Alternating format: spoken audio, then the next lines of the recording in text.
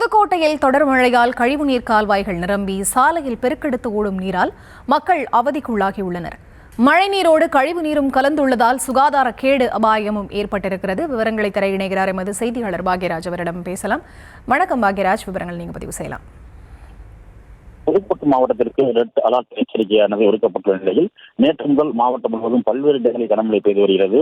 இரண்டாவது நாளான இன்றும் மழை நீடித்து வருகிறது. இதன் காரணமாகவே புதுக்கோட்டை மாவட்டத்தில் உள்ள பள்ளிகளுக்கு விடுமுறை அளித்து மாவட்ட ஆட்சியர் உத்தரவிட்டுள்ளார்.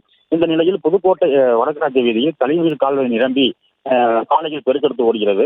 இதனால் வாகன ஓட்டிகள் மிகுந்த அச்சத்திற்கு உள்ளாகி வருகின்றனர். அதாவது கழிவுநீரோட மழைநீரும் கழிவுநீரும் சேர்ந்து கலப்பதால் ஒரு சுகாதார சீர்கள் ஏற்பட்டிருக்கிறது. தொடர் மழை காரணமாகவே இது போன்ற வெள்ளப்பெருக்கு ஏற்பட்டு சாலைகளில் மழைநீர் பெருக்கெடுத்து ஓடுகிறது.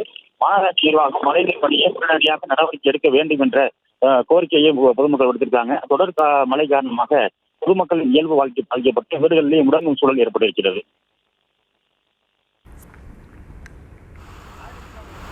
விவரங்களுக்கு நன்றி பாக்யராஜ்.